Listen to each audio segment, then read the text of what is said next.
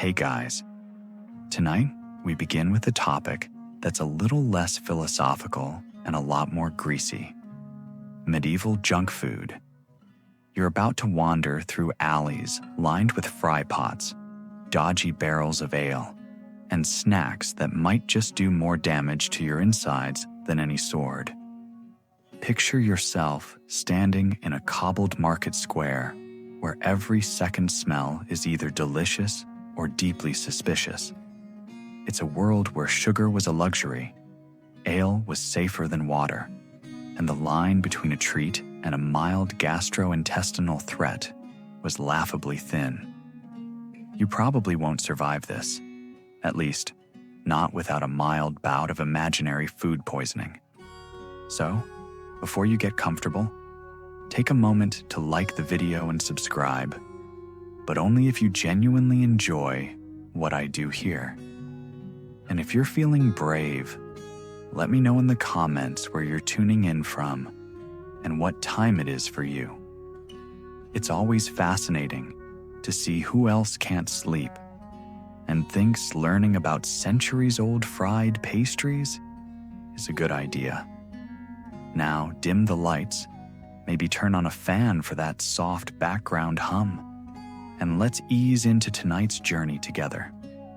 You trudge across the uneven stones, the smell of something sweet and fried pulling you forward by the nose. A stall crouches under a sagging canvas awning, its battered iron cauldron spitting oil in gleaming arcs. The woman behind the table doesn't look up from her work. She's too busy shoving gnarled apple pieces into a bowl of rough batter that clings to her fingers like glue. The apples she's using aren't the glossy supermarket kind you'd recognize. These are stunted and tart, small enough to cup in your palm, and possibly stolen from someone's orchard before dawn. When she dumps them into the fat, they hiss with a sound that makes your mouth water and your caution waver. These fritters are a rare delight, the medieval version of a donut, minus the frosting and food safety standards. If you're lucky and rich enough to flash a silver penny, the cook might dust your treat with precious sugar, imported at staggering cost. If not, you'll settle for a drizzle of honey or a thin trickle of spiced syrup that does an admirable job of disguising the taste of pig fat that's been reused so many times, it probably has memories. You bite into the fritter anyway, ignoring the scalding burn on your lip because it's just that good. The crispy edge gives way to a soft, steaming center, a sweetness so fleeting you chase it with every chew. Children tug at their mother's sleeves, begging for a bite. A pair of scrawny dogs hover at the cook's ankles, hoping for the same. The woman pretends not to see any of you. She has a line of customers snaking across the square. Merchants, pilgrims, and opportunistic peasants who all agree on one thing. Life is marginally better with something fried in your hand. You move along, wiping your fingers on your tunic. A few stalls down, a heavy-set man is selling cheese curds, which are sort of the medieval answer to popcorn. These little lumps of dairy are fresh, a word used generously when your cheese has traveled by cart across half the county. Some are soft enough to squish between your teeth. Others squeak like a tiny protest when you chew. You grab a handful and pop them in your mouth. They taste like milk, salt, and the faint suggestion of the barn they came from. Monks carried these curds on long journeys because they didn't spoil quickly. Children treated them like candy, assuming the cows had been feeling cooperative that week. You might fry them or crumble them into a stew, but most often, you'd just eat them straight out of your grubby hand, standing in the street, and pretending you didn't smell like curdled milk yourself. You pause to study the row of barrels stacked against a tavern wall. One leaks a thin stream of ale onto the cobbles. A serving boy is dunking thick slabs of stale bread into a wooden bucket, letting them soak until they sag like wet parchment. You watch him squeeze out the excess liquid and pass the mess to a waiting customer who accepts it with visible relief. This is soups, bread steeped in cheap ale, eaten when you're too tired to care. It's warm, filling, and tastes exactly how you'd expect bread drowned in flat beer to taste. And you eat it because it's better than nothing. The wind changes, carrying the scent of something richer. You follow it past a row of peddlers hawking roasted onions and dried fish until you find yourself in front of a man selling meat pasties. He's pressing the edges of thick pastry with a crude iron stamp, sealing in a filling that could be anything from venison to rabbit to something less identifiable. A merchant nearby is boasting that his pasties contain only pork, but you suspect that's a polite fiction. You buy one anyway. You break it open, steam rising in a fragrant plume. The meat is spiced with sage and garlic, a combination that almost hides the hint of age. You take a bite and nearly burn your tongue, but you don't stop. In a world where a meal is often a crust of bread and a prayer you don't starve, a hot pasty is a triumph. Historians still argue whether these meat pies were primarily travel food or just another street indulgence. Some claim miners used the thick crust as a handle so they could eat with dirty hands and then toss the edge to appease restless spirits, or more practically, the rats. You wonder which explanation is true. Probably both. You keep walking past the fishmonger whose baskets reek so badly the flies look drunk. A few stalls down, a woman is stirring a pot of candied fennel seeds, tiny things coated in a glossy shell of sugar so hard you'd crack a tooth if you bit too boldly. She catches you staring and grins, offering you a small wooden scoop. You tip it into your palm. One fennel seed dissolves on your tongue. Sweet and vaguely herbal. People swore these little candies freshened breath after too much garlic and cured indigestion. You're not sure you believe that, but they taste better than the alternative. Going home with a mouth that still remembers the pasty you ate an hour ago. As you stand there, the market bustles around you. Buyers and sellers, dogs and beggars, all drawn to the same promise, that something hot and salty or sweet and dubious will make the day feel more survivable. You realize, with a wry smile, that for all we pride ourselves on progress, we're still chasing the same comforts. Something warm in our hands, something reassuring on our tongues.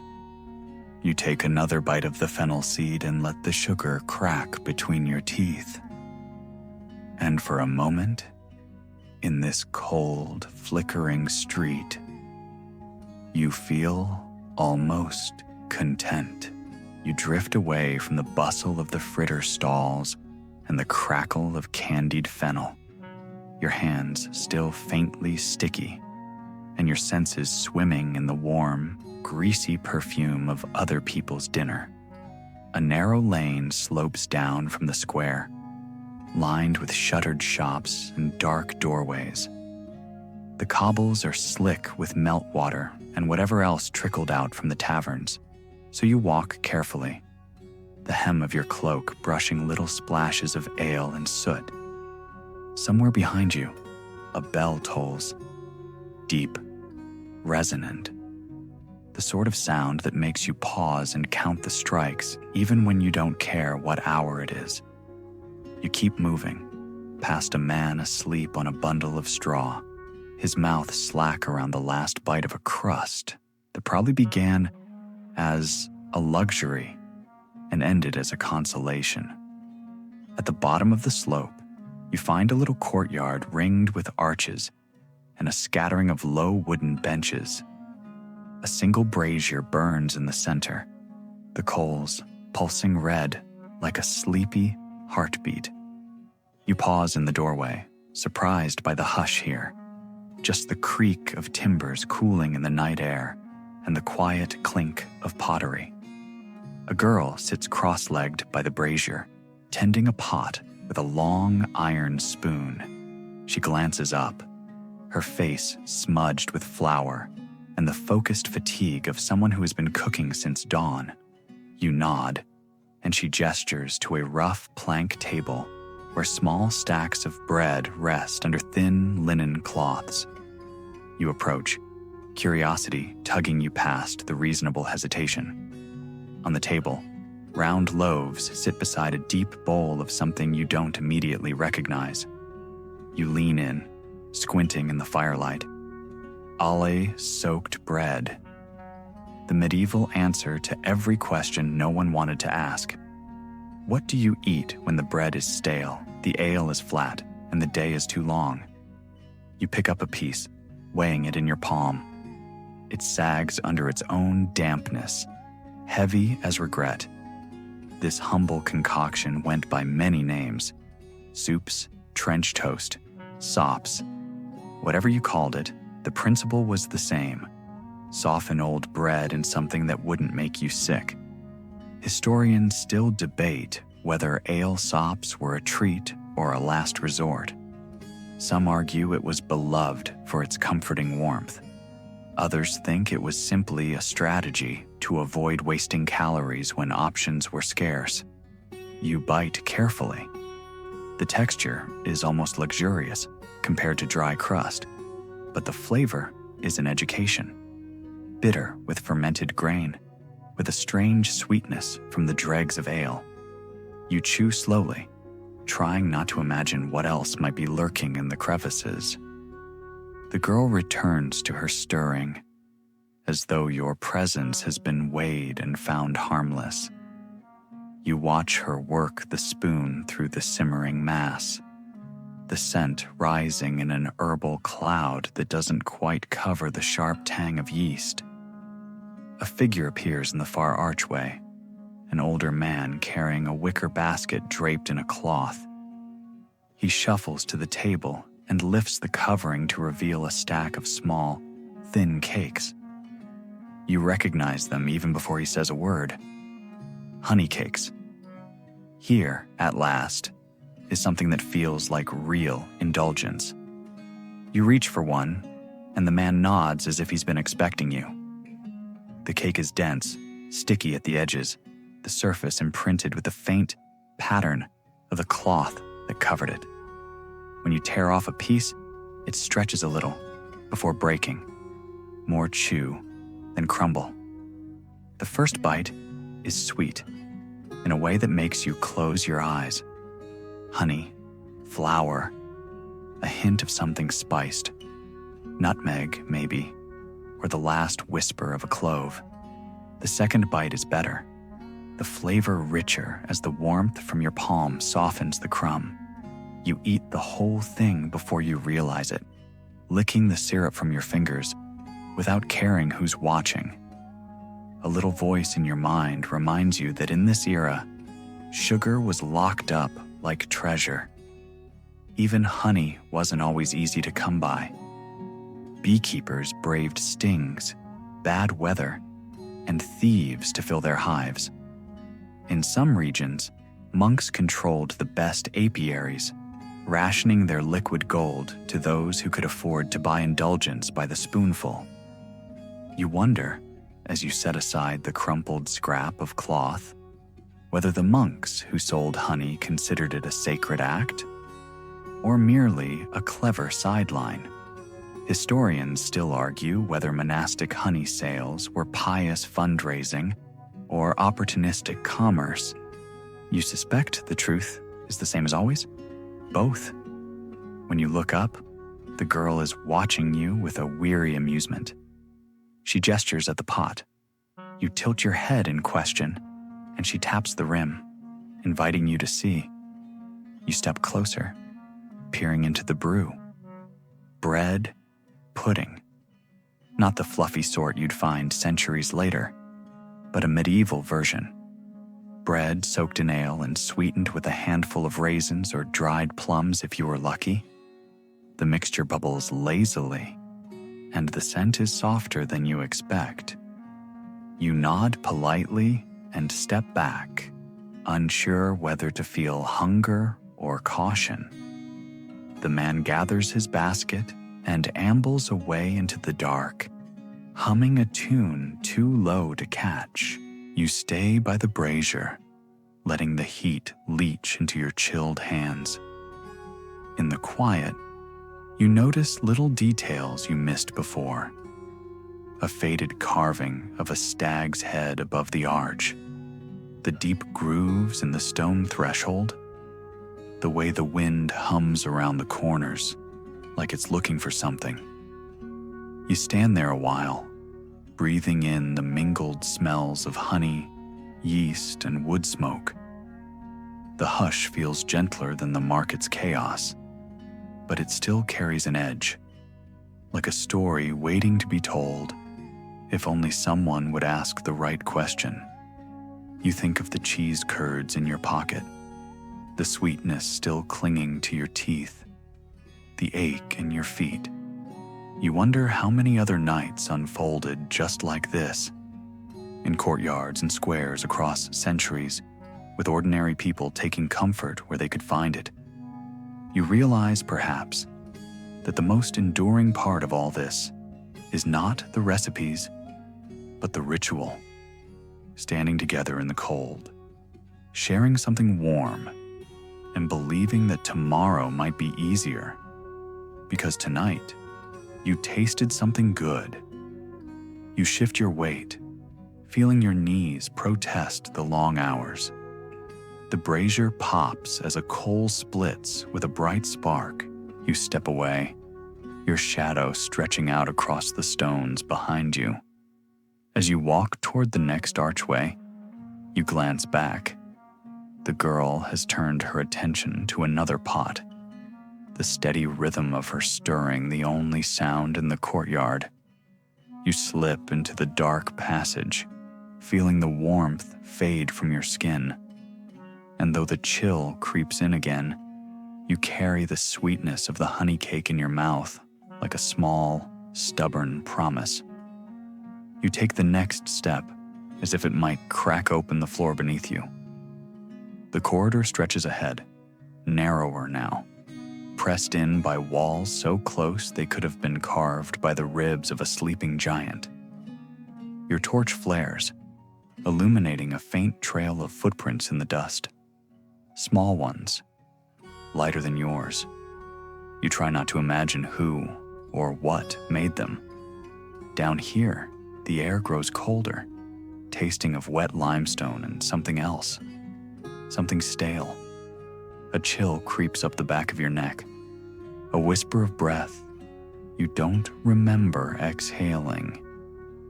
You edge forward until the corridor abruptly widens into the undercroft. The ceiling dips so low you have to crouch, brushing damp stones with your shoulder as you slip inside. It's colder here than anywhere else you've been tonight. The temperature drops so sharply, your teeth clack together. You wonder if this was once an ice house, or maybe a dungeon. Historians still argue whether this chamber stored provisions or prisoners, though honestly, it probably managed both. Efficiency was always a medieval virtue. Your torch sputters in protest, but you hold it higher. The light reveals rows of massive barrels lined up like mute sentinels. Their iron hoops are crusted with rust, the wood blackened with time and moisture. You trail your free hand along one barrel's surface, the cold seeping into your fingertips. A small thrill prickles through you. This place feels closer to the heartbeat of the fortress than any grand hall ever could. Something drips steadily in a far corner, a slow, patient rhythm. You follow the sound, each step echoing louder than you'd like. When you find the source, you stop. A cracked cistern squats in the gloom, half full of brackish water. You tilt your torch and peer in, expecting to see nothing but silt and shadows. But for a moment, the reflection shows a shape behind you. Tall, indistinct, watching. You spin, heart hammering so loud it nearly drowns out your own ragged breathing. There is nothing. Only the rows of barrels and your own panicked silhouette painted on the walls.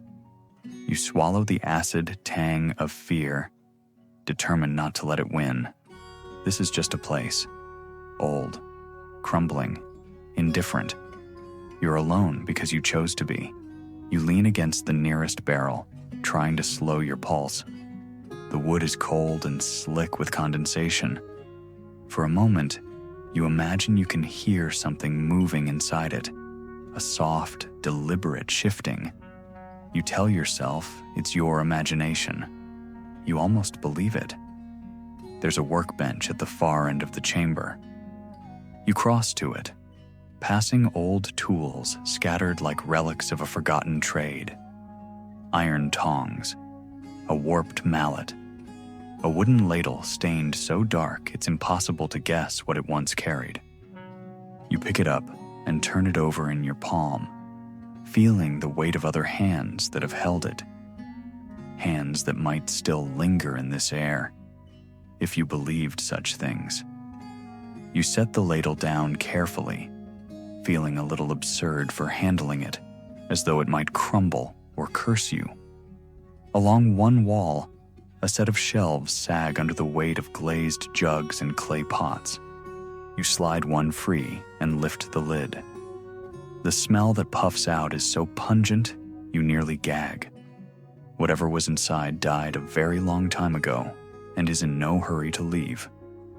You ease the lid back on, taking a cautious step away.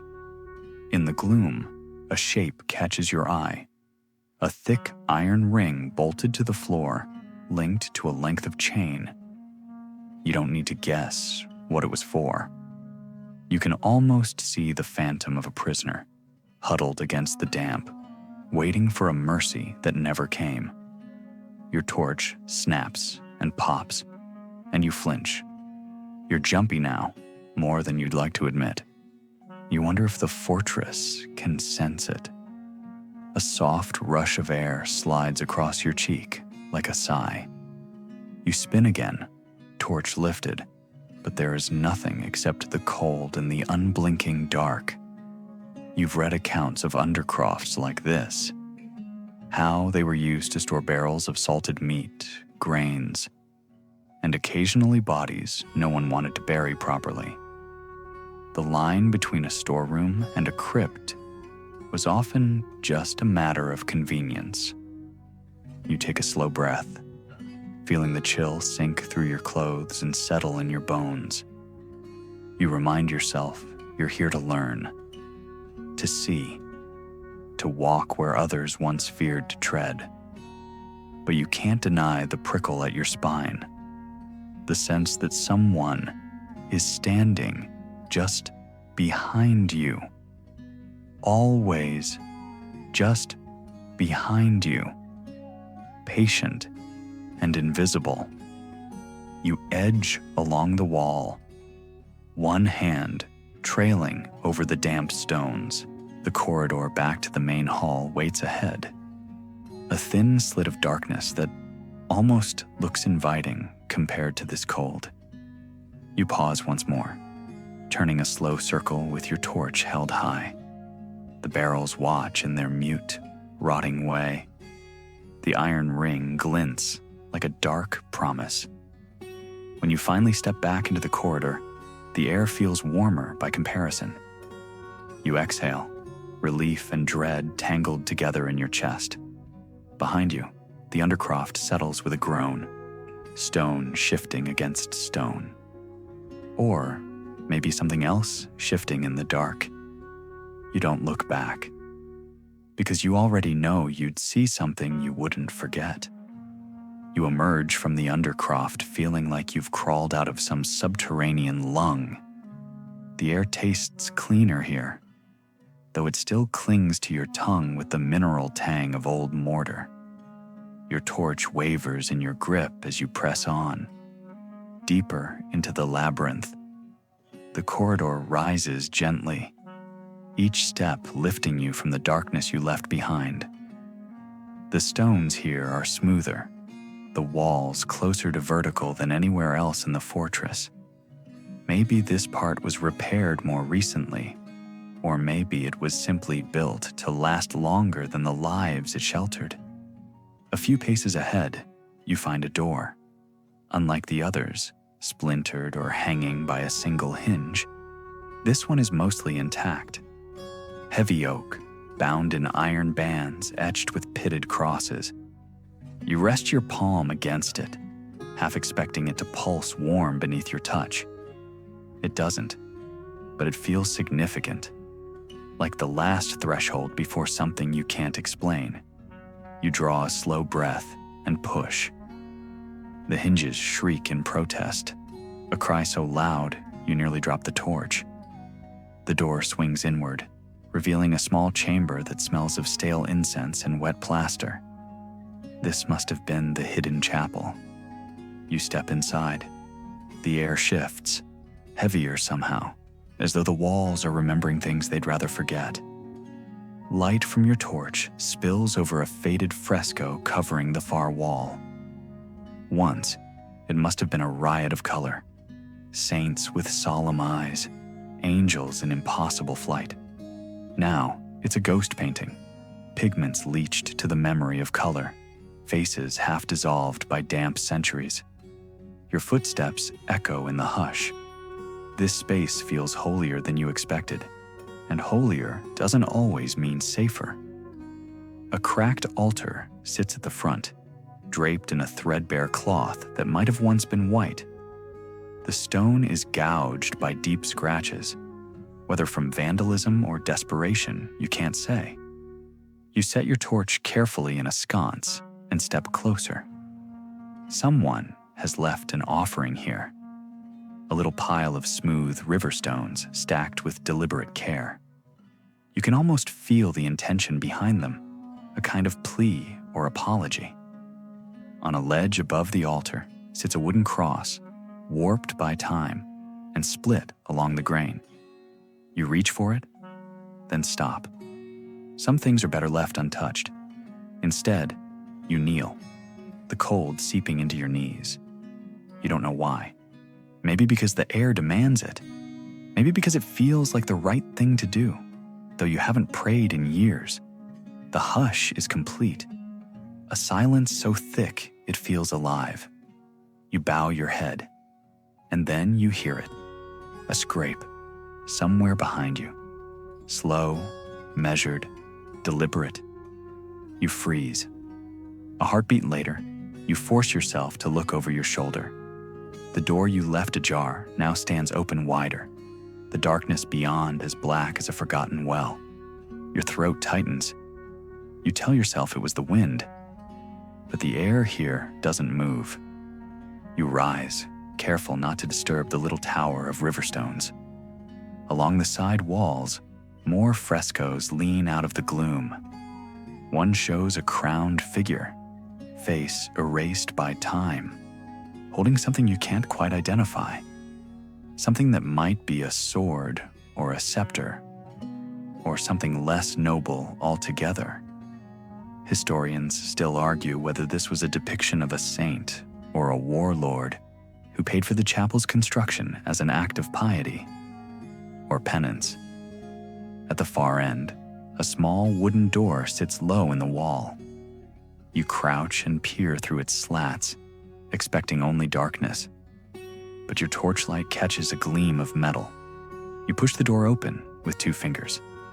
Inside is a niche lined with shelves, candlesticks, chalices, a small iron-bound chest.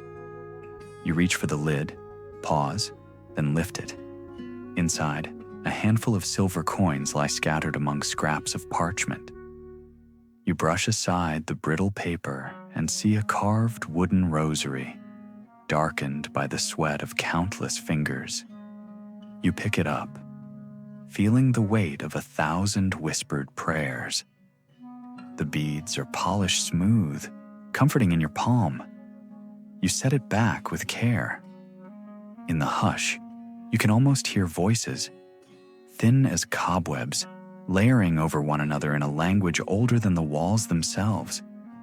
You turn a slow circle, listening.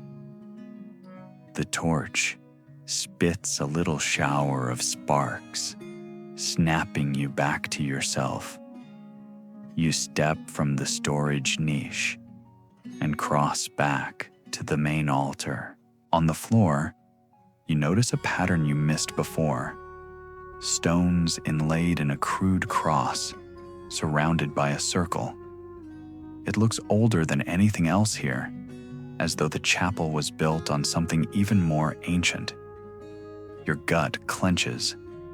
You press your palm to the circle's center, half expecting it to be warm, but it's cold as the undercroft. You stand. It's time to move on. As you leave the chapel, you glance back one last time. The fresco of the crowned figure seems to watch you, hollow gaze, steady.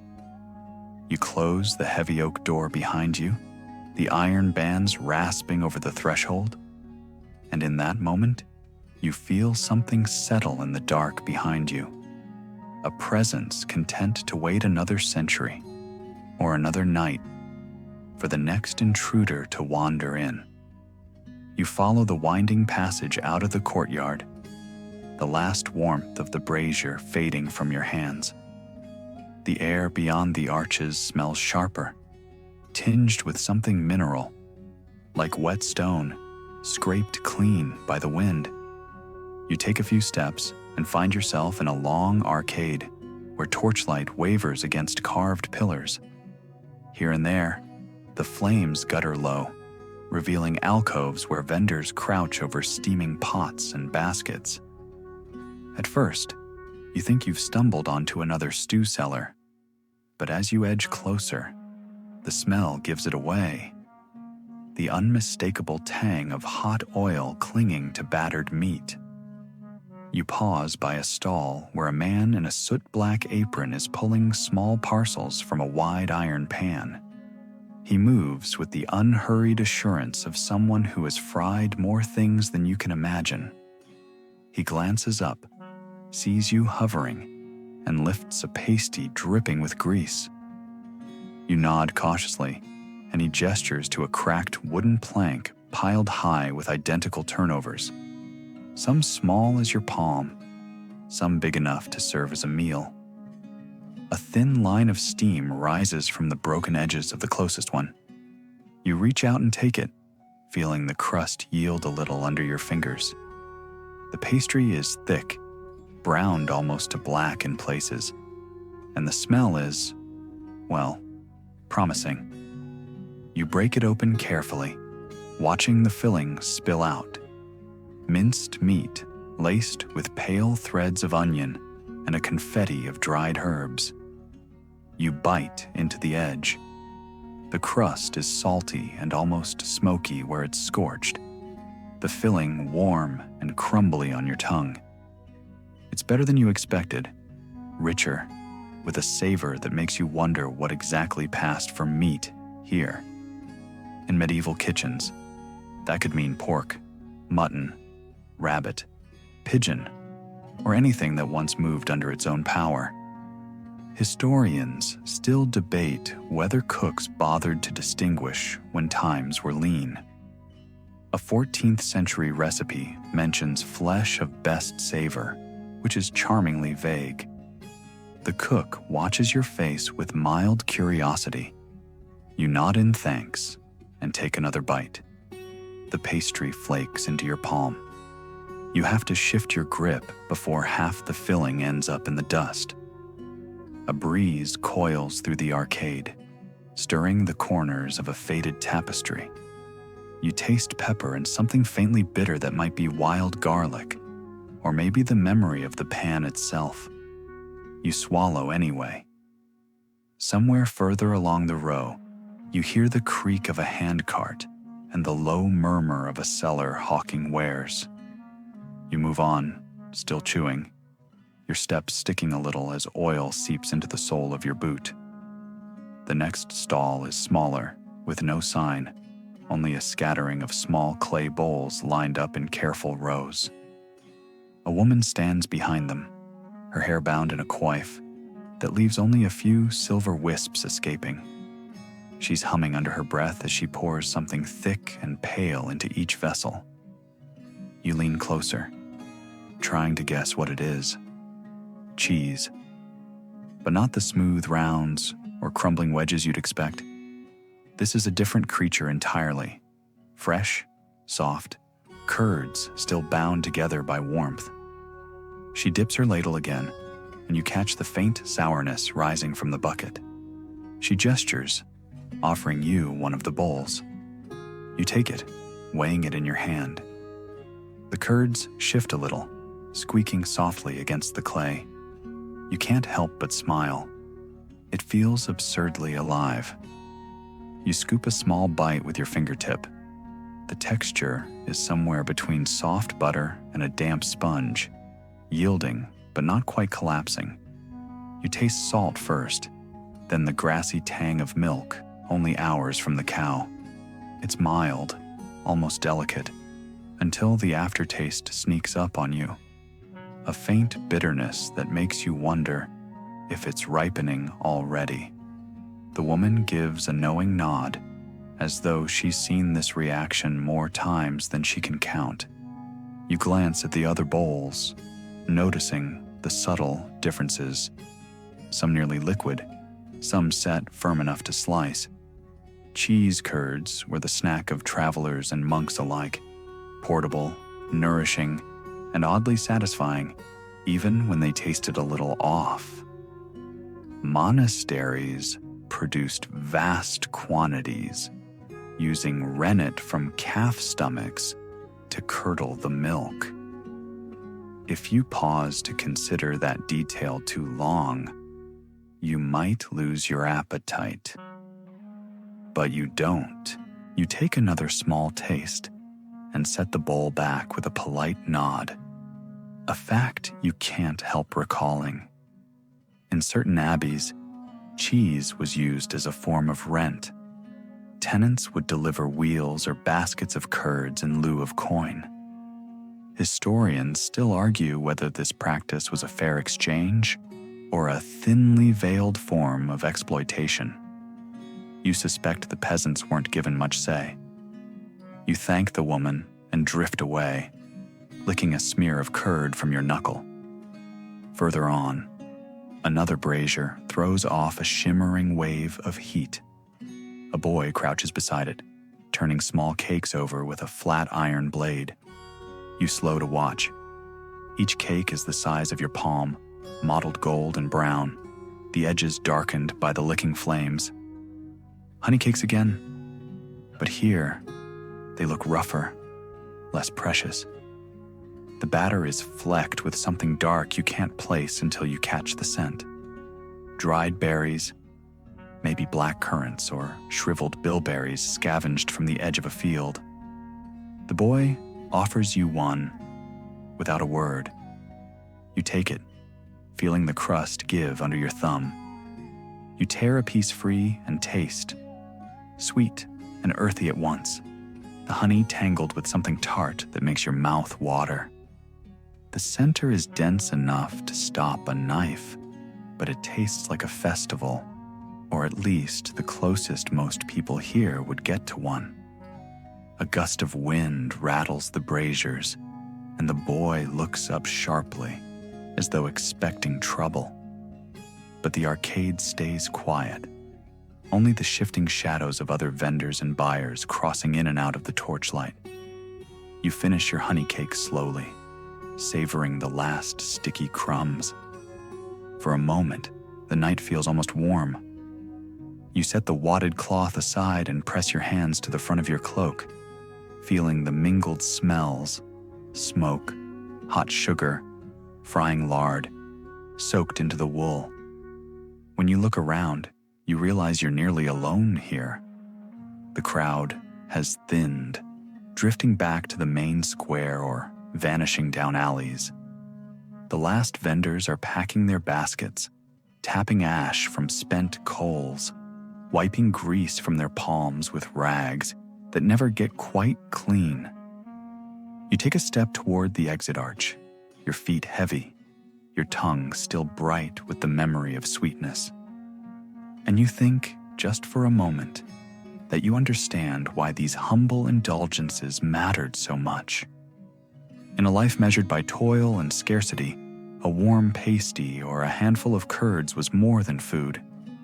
It was proof that you were still here, still hungry, still human. You pass into the darkness beyond the arcade, the hush of the night settling around you like a quilt. And even as the chill returns, you carry the taste with you, a reminder that sometimes survival is measured in small, stubborn pleasures. You hurry down the corridor, the torch flickering, as if it shares your unease. The hush of the guard room clings to your shoulders like a damp cloak. And no matter how many steps you put between yourself and that fallen playing piece, the feeling of being watched refuses to loosen its grip. You come to a wide archway, the stones above it carved in a pattern of interlocking spirals. The mortar has split along the joins, leaving hairline cracks that seem to radiate outward like frost. You duck beneath it, emerging into what must once have been the banquet hall. Even in ruin, the room feels vast. The vaulted ceiling soars above you, blackened ribs of timber crisscrossing overhead like the ribcage of a petrified beast. Your torchlight dances across long trestle tables, some collapsed under their own weight, others still standing in defiance of centuries. You pause on the threshold, absorbing the hush. If you listen, really listen, you can almost hear the echo of revelry.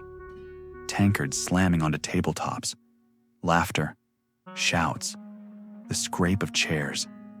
1,000 moments layered on top of each other until the air itself feels saturated with memory. You step forward, boots crunching over fragments of shattered crockery. A pewter plate lies in two neat halves, split by time or violence. Who can say? Along the left wall, an immense hearth yawns wide, black with soot. Someone etched words into the stones above the mantel. You tilt your torch to read them, but the script is too worn, the meaning lost. You trail your hand along the edge of the table closest to the fire. The wood is scarred with gouges, as though someone dragged a blade across it again and again, either in anger or boredom. At the far end of the hall, a raised dais supports what remains of a high table. The chairs there are taller, their backs carved with symbols, crowns, crossed swords, a rearing stag. Here the Lord and his favored guests would have sat, surveying the room with a sense of entitlement that no drafty hall could diminish.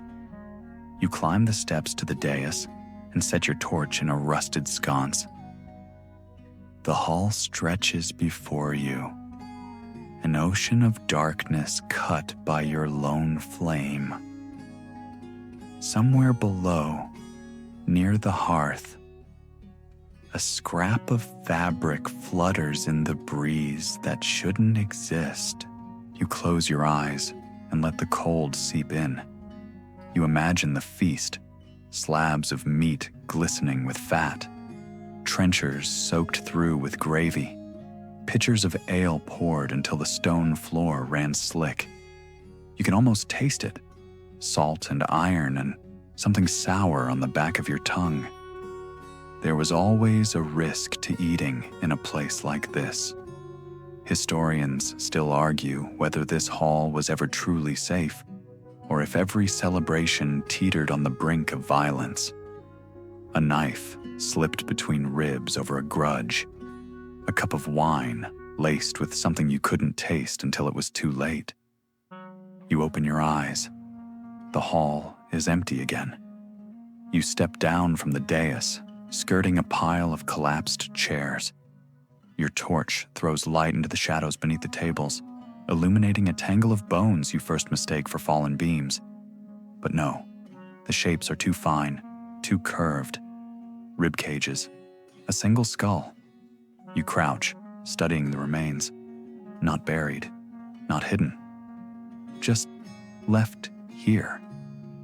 As though the last feast ended in a haste no one dared question. A draft stirs again, carrying with it the faint scent of mildew, and something older, something almost sweet. You straighten and turn toward the massive windows lining the opposite wall. Most of the glass is gone, leaving jagged teeth of lead-tracing empty panes. Moonlight spills through the gaps, pooling in pale puddles across the floor. You cross to the nearest window and lean out. The courtyard below is silent, a patchwork of frost and weeds. You pull back before you can wonder what might be watching from the grass. At the far end of the hall, a set of double doors stands ajar. Beyond them, the darkness thickens, as though reluctant to let you pass. You retrieve your torch and walk slowly toward the threshold. As you pass each table, you can't help but imagine hands reaching out, fingers curling around your ankles, trying to hold you here. Your mind is playing tricks on you, that's all. You pause before the doors, resting one hand against the cold wood, and then you hear it. A murmur of voices layered over each other, impossible to separate. You can't understand the words, but the tone is unmistakable. 100 conversations paused to watch you. You take a steadying breath. You push the doors open. For a moment, the shadows rush forward, swallowing your torchlight. Then the darkness recedes, and you step into the next chamber, feeling the banquet hall's memory peel away from your skin. But behind you, in the hush that follows, you swear the voices resume. As if relieved you're gone. Section 7. The doors shut behind you with a soft thump, and you're left in a space that feels at once smaller and infinitely more dangerous. The air here is dense, close, tinged with the faintest whiff of old vellum. You realize where you are almost at once. The library. You lift your torch and turn in a slow circle. Tall shelves line the walls, some still standing, others collapsed in tired heaps. Books and scrolls are scattered across the floor, their bindings split, their pages curling with damp. You step carefully over a fallen ledger. The ink bled into a blurry tide of meaningless lines. There's an oppressive hush here, different from the quiet of the banquet hall. This is the silence of secrets and the certainty that some things were never meant to be read. You approach a shelf that remains intact, though it leans forward like a drunk about to pitch face first into the dirt. With your free hand, you tug a leather-bound tome from the lowest row. The cover is stamped with an emblem you don't recognize, a stylized flame surrounded by a ring of thorns. The book is heavier than you expect. When you open it, the pages release a stale gust of air that smells faintly of mold and something chemical, like an ancient remedy gone rancid. You skim the lines, Latin, or something that pretends to be. The words crawl across the page in a hand that tightens your throat. You shut the book before you can convince yourself to try deciphering it. Setting it gently on a toppled chair, you move on. Along the far wall, a desk sits beneath a broken window. You cross to it, boots crunching over parchment. Someone once worked here, you realize. A scribe or a steward or some scholar pressed into the Lord's service. Maybe all three. A cluster of candles in rusted holders droops along the edge of the desk. One has melted entirely over the wood, leaving a waxy stalagmite. You touch it with a finger. Cold. Beside the candles lies a scroll, still bound with a strip of cracked leather. You untie it, feeling the old tension in the strap as it gives way. The parchment unfurls with a sigh. Lines of cramped writing fill the surface, punctuated by diagrams you can't quite decipher. Circles and intersecting lines. Shapes that might be astronomical charts or diagrams of something less innocent. You look away before your mind can start making connections you'd rather not. Historians still argue whether libraries like this were repositories of knowledge or of power. Some claim noble houses hoarded forbidden texts, grimoires, heretical treatises, recipes for poisons that left no trace. You suspect all of it was true, and none of it, depending on who was telling the story. You move to the next shelf. More books, some tiny as prayer books, others enormous ledgers bound in cracked hide. A few are chained to the wood itself, as though someone feared they might slip away. You tug on one of the chains experimentally. It holds fast. A draft slithers across your ankle. You stiffen, glancing back over your shoulder. The double doors stand closed. No wind, no movement. You bend, angling your torch along the floor. A narrow gap yawns between two flagstones, just wide enough to swallow your foot if you're careless. You ease back, unwilling to test the depth of that darkness. Something shifts behind you, a soft scrape of leather over leather. You whirl, heart hammering. One of the books has slid from the shelf. It lands spine down with a dull thud, pages splaying open in a fan. You wait, breath locked in your throat, listening. Nothing follows. With a trembling hand, you pick up the fallen book and set it back in place. Enough. You step away from the shelves and cross to a tall cabinet tucked in a corner. Its doors gape, revealing rows of cubbies stuffed with brittle sheaves of correspondence. Wax seals broken, ribbons browned to the color of old tobacco. You lift a single letter. The script is precise, the ink faded to brown. A date you can't quite parse hovers above the salutation. The message is short, a plea for aid or absolution. You can't tell. You replace it before the words can root themselves too firmly in your mind. In the corner nearest the door, a lectern stands alone. A single volume lies open there, splayed wide like a gutted bird. You approach, though every nerve in your body insists you shouldn't. The text is in that same cramped hand, though the language seems different, less familiar. Along the margins, notations scrawl in a frantic counterpoint. You read a single line aloud under your breath. The air shifts, as though the room exhaled. You slam the book shut. The torch sputters in your grasp, a flare of sparks spitting toward the ceiling. You retreat a step, then another, until your back meets the door.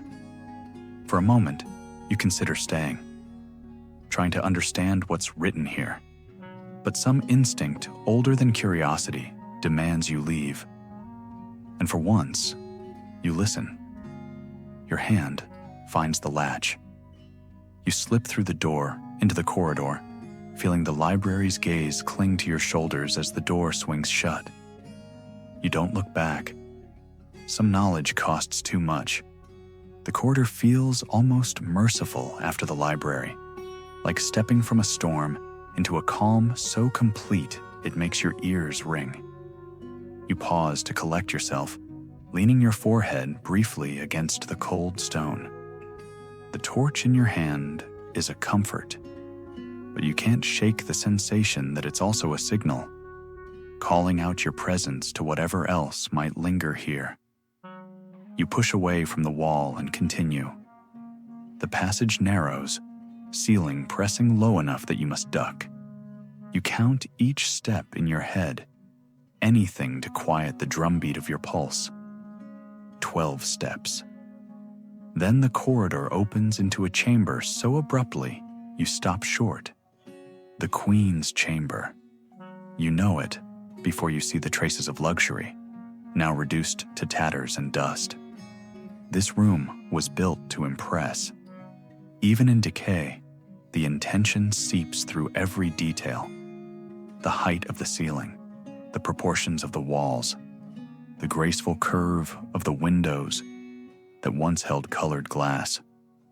Your torchlight catches on the remnants of drapery hanging limp along the walls, scraps of velvet so faded they're the color of bruised petals.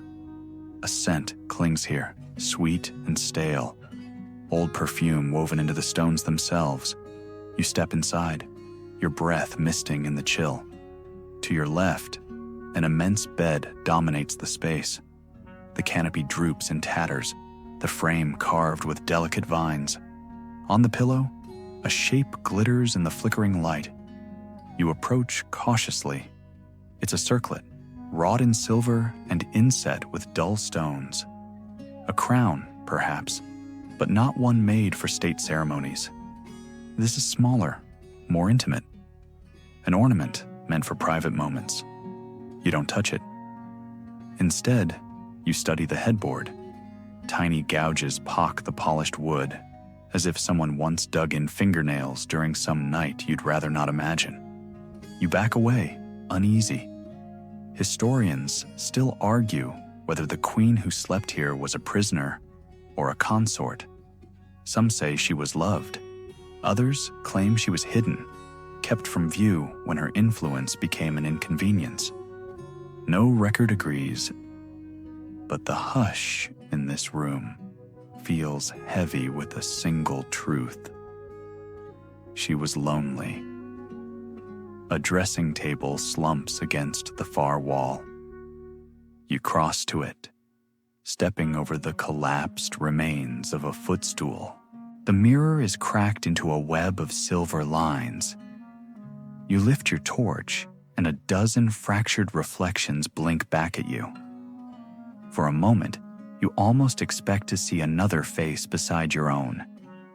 You set the torch in a brass holder and open the top drawer. Inside, a scatter of objects remains where some last hand abandoned them. A comb with teeth missing, a pot of rouge hardened to a rust-colored lump, a silk ribbon tied in a drooping bow. You pick up the ribbon. It feels too light in your palm, as though it might float away if you don't hold it firmly. You wonder who tied it, whose hair it bound, whether they ever left this room. A draft curls around your ankles. You glance down and notice a vent set into the floor, a narrow grill you might have overlooked in the dark. Cool air rises through it in irregular breaths, as if the fortress itself is breathing. You leave the ribbon in the drawer and cross to the window. Outside, moonlight pools over the courtyard, catching on shards of old glass like scattered coins. You press your palm to the sill, feeling how cold the stone has become. Behind you, the darkness shifts, just slightly, enough to make your scalp prickle. You turn. The crown on the pillow is no longer where you left it. Your breath catches. It has rolled or been moved, so it faces you directly, like an accusation or an invitation. You take one step closer, then stop. The hush thickens. You can almost feel her here, whoever she was, watching to see whether you'll claim what she left behind. You don't. Instead, you back away, your hands raised in a gesture of apology you can't articulate.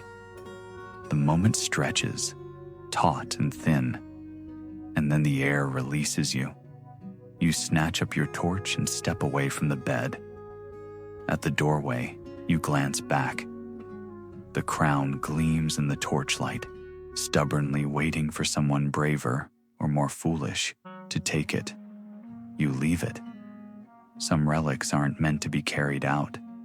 The hall beyond feels less like escape than reprieve. You stand a moment, your breath ragged, as the darkness behind you folds itself back into stillness, and in that quiet, you promise yourself you'll remember her, not as a footnote, but as a warning. You don't linger in the corridor. You move quickly now, each step an effort to shake off the image of the Queen's chamber, the crown, the mirror, the feeling of a gaze you couldn't see, but still somehow felt. The passage bends sharply to the left, and when you round the corner, you find yourself in a gallery lined with portraits, or what's left of them. Torchlight flickers across row upon row of tall wooden panels, each bearing the likeness of someone long dead. Faces stare back, some half erased by mold or smoke, others eerily intact. Their eyes follow you, painted irises fixed in an unblinking vigil that has outlasted generations. You draw in a slow breath. The air smells of damp canvas and rotting wood. It's colder here, and when you exhale, your breath drifts in pale ribbons. You step closer to the nearest portrait, a man in black armor, hand resting on the pommel of a sword. His mouth is set in a hard line. The plaque below bears a name you can't quite read, but it hardly matters. You can already guess his story. Conquest, ambition, the arrogance of believing history would remember him kindly. You walk on. The next painting shows a woman in a crimson gown, her hair woven with pearls. She looks younger than you expected, no more than 20, but her eyes are old, hollow in a way you don't want to think about too long. You imagine she sat for this portrait out of duty, not vanity. Historians still argue whether she was a ruler in her own right, or a bride offered up to seal an alliance. Either way, she watches you now, her painted stare a silent accusation. You press on. Halfway down the gallery, you pause before a smaller portrait. Just a child, no more than 6 or 7. One hand clutches a wooden toy, the other raised in a gesture that could be a wave or a plea. A crack runs through the panel, splitting the child's face neatly in two. Something twists behind your ribs. You step back, unwilling to meet those eyes any longer. You move on, though every instinct urges you to turn and leave this place to its ghosts. At the far end, the gallery opens into a wide alcove. Here, a pair of portraits dominate the space. A man and a woman, each seated in high-backed chairs, their faces captured in meticulous detail. You recognize the sigil on the woman's gown, a rearing stag, the same you glimpsed carved into the Queen's chamber headboard. You wonder if these were her parents or her jailers. You lift your torch higher, studying their expressions. The woman's eyes are calm, almost kind. The man's are anything but. Even in paint, they seem to glower at you, alive with the certainty that you don't belong here. You look away first. In the hush that follows, you hear a sound, soft, deliberate, like cloth sliding over stone. You spin, heart hammering. No one stands behind you. You swallow hard, willing your pulse to slow. It doesn't. A draft stirs the edge of your cloak. You glance down. The flagstones beneath your feet are uneven, each slab worn with countless footsteps. You wonder how many generations crossed this gallery to look up at these faces, seeking guidance or approval or absolution. You suspect they didn't find it. A sudden cold brushes your cheek. You flinch, raising the torch instinctively. One of the portraits, the child, has shifted. The cracked panel tilts forward as though bowing. Your throat goes dry. You step closer, your free hand outstretched. The portrait shivers under your touch, the wood cold as a corpse. You ease it back into place, your skin crawling. As you do, you notice something behind it, a small cavity hollowed into the wall. Inside rests a scrap of folded linen, stained brown with something you'd rather not identify. You don't touch it. Some secrets deserve to stay buried. You back away, careful not to disturb any more of the painted watchers. At the threshold of the alcove, you pause to look back one last time. The portraits seem to lean closer in the flickering light, as if waiting to see what you'll do next. You take a slow breath. "I'm just passing through," you whisper. The hush deepens, swallowing the words whole. And for a moment, just a moment, you swear you see movement behind the eyes of the man in the black armor. You don't wait to be sure. You turn and slip back into the corridor, the torch held high, your footsteps brisk. Behind you, the gallery settles into silence again, content for now to let you go. The gallery's chill follows you into the next corridor, clinging to your skin even as you move faster, eager to put distance between yourself and the painted watchers. You pause when the passage slopes downward, the flagstones gleaming with damp. Here the ceiling dips so low you have to crouch. Your torch scrapes soot across the stones above, shedding little black flakes that drift past your face like ash. The air changes again, warmer now, though it smells worse. Stagnant water, mildew, the sour tang of something you can't quite name. You reach the bottom of the slope and step into a space so wide your torch barely grazes the walls. You turn slowly, trying to understand where you've arrived. The cistern. You recognize it from old accounts, a vast underground reservoir carved straight into the bedrock. In times of siege, this chamber was life itself, holding water enough to outlast any enemy. Now it holds only shadows. You walk to the edge of the stone platform, peering into the darkness below. The water is still there, black as oil, reflecting the torch in long, wavery lines. You toss a small pebble in. The ripples spread so slowly, it's as if the liquid itself resents being disturbed. You step back, feeling unease prickle your spine. Historians still argue whether the cistern was ever truly secure. Some say the water was poisoned more than once, by accident or by design. A single cask of tainted grain could sicken an entire garrison, and the fortress's enemies knew it. You skirt the perimeter, careful to keep to the broadest flagstones. Here and there, iron rings are set into the floor, once used to lash barrels in place when the water rose. One ring has pulled free, leaving a ragged hole big enough to snap an ankle. At the far end of the platform, a stair curves downward into the dark. You hesitate, but curiosity wins. You start to descend. The steps are slick with algae.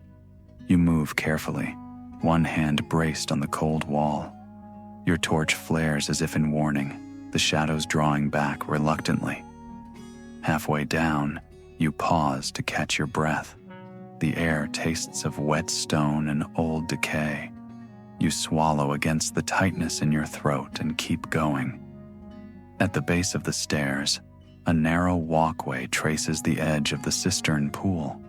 Here the ceiling presses close overhead, so low you feel it graze your hair when you straighten. You advance, each footstep landing with a soft slap. Along the wall, niches have been carved at intervals.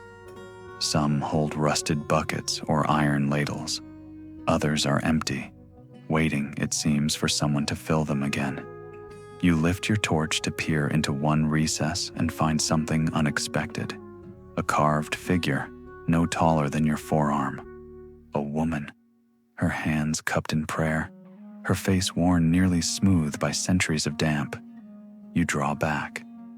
Maybe she was left as a blessing, or a plea, or an apology no one else ever heard. A splash interrupts your thoughts. You spin, the torch sweeping a wide arc. The water is still again, perfectly still. You strain to listen. Nothing. You turn back to the walkway. You take another step, another splash, closer this time. Your skin crawls. You tell yourself it's just debris, something slipping loose from a ledge. But you don't entirely believe it. You pick up your pace, moving quickly now along the edge. The darkness beyond your torch feels thicker here, as though it's trying to condense around you. At the far wall, a ladder rises toward a trapdoor in the ceiling. You grip a rung experimentally. The iron is slick but solid. Another splash, just behind you. You climb. The rungs shudder under your weight. You keep your eyes fixed on the trapdoor overhead, refusing to look back at the water. 3 more rungs. Another splash. This one so close you feel droplets strike your boots. You climb faster. You reach the top and shove the trapdoor with your shoulder. It doesn't move. For a moment, panic clamps your chest. You set the torch on a narrow ledge, both hands pressed flat against the wood. You push harder. With a groan, the trapdoor shifts, then swings upward. Cold air pours over you like relief. You haul yourself through, rolling onto your back, chest heaving. Below, the cistern falls silent. You sit up. The chamber you've entered is smaller. A storeroom, judging by the sagging shelves and crates piled in the corners. You retrieve the torch, your hand trembling. The trapdoor settles shut with a soft thump. You exhale, slow and shaky. The fortress is quiet again. But you know it's only waiting. You sit on the cold floor for a moment longer, catching your breath. Your heart hammers so loud it feels like the fortress itself must hear it, if it hasn't been listening all along. When you finally rise, your knees protest. The torch throws wild shadows over the little storeroom, shapes that jitter and stretch across the ceiling. You steady the flame and take in the space properly. Shelves sag under the weight of crates and sacks, long since split open. Mice or mold have left the contents in indistinct heaps, impossible to identify. You cross to the nearest shelf, curiosity winning out over dread. A length of cloth lies folded among the debris. You lift a corner carefully, revealing a tarnished silver plate beneath it. The surface is etched with a familiar crest, a stag rearing over crossed branches. You've seen that emblem before, in the Queen's chamber. You set the plate back down, feeling a chill that has nothing to do with the air. Beside the plate lies a narrow wooden box. You flip the latch and ease it open. Inside, 4 delicate glass vials nestle in padded grooves. One has cracked. The contents long evaporated. The other 3 remain sealed, liquid glinting in the torchlight. You don't touch them. Historians still argue whether the lords of this place were known for healing or poisoning. If these vials held medicine or something less forgiving. You shut the box and step back, letting the darkness reclaim the shelf. A narrow doorway gapes in the far wall, almost hidden behind a toppled barrel. You pick your way over and peer through. A staircase descends steeply, each tread warped by damp. You hesitate, then start down. The steps creak under your boots. You move carefully, one hand braced on the wall until you emerge into a hallway lined with narrow cells. Prisoners. You don't need any plaque to tell you what this place was. You feel it in your bones, the desperation steeped into the stones. The first cell is empty, save for a scattering of straw. You crouch, touching the floor. The straw is brittle, breaking under your fingers. You stand and move to the next door. The iron lattice set into it is warped, the hinges sagging. You lean close to the bars, torch held high. A shape crouches in the corner, no more than a bundle of rags at first glance. But as your eyes adjust, you see the outline of a small wooden doll, its paint almost entirely worn away. You step back, swallowing. You move on. In the third cell, the walls are carved with scratches, rows and rows of tally marks. You trail your fingers over them, counting out loud until you lose track. You wonder if the person who made them ever stopped. The air here is thick with the past. It clings to your throat, makes it hard to breathe. You press on, though every step feels like an intrusion. At the end of the hallway, a door larger than the others stands ajar. You ease it open and step inside. The torch reveals a chamber twice the size of any other cell. A table dominates the center, its surface stained black in places you'd rather not imagine too closely. A single chain dangles from the ceiling, swaying slightly as though someone has just let it go. You turn in a slow circle, taking in every detail. A rusted brazier in one corner, a set of tools arranged in a neat line along a shelf, hooks set into the walls. You wonder how much of what you've read about medieval dungeons was exaggeration, and how much was understatement. Historians still argue whether this fortress was particularly cruel or merely ordinary in its practices. You suspect cruelty becomes ordinary faster than anyone likes to admit. You don't linger. Back in the hallway, you pause to listen. Nothing. Only your own breath. You retrace your steps past the cells. Each doorway feels like a throat waiting to swallow you. At the foot of the stairs, you hesitate. The air here feels heavier than before. You look back one last time. The chain in the large cell is still swaying. You climb quickly, not daring to look down. When you reach the storeroom again, the air feels lighter, though your pulse hasn't settled. You cross to the door you ignored before. It leads, you hope, back toward daylight. Your hand finds the latch. You pause, drawing a slow breath. Whatever waits beyond this door, you'll face it. Because to stay here, trapped with the memories of this place, would be worse. You push the door open and step through, torch lifted high. Section 12. The door yields with a reluctant groan. Cold air spills over your face as you step across the threshold, feeling at once relieved and unsettled. The chamber beyond is broad, wider than you expected, and even in the flickering torchlight, you can tell it was meant to impress. A great hall, though not the feasting hall you passed earlier. This was something else, a place for judgment. Your boots scrape over flagstones worn nearly smooth by countless footsteps, petitioners, supplicants, prisoners. You glance up and find the ceiling soaring overhead, ribbed with beams so massive you can't imagine how they were hoisted into place. At the far end of the hall, a dais rises.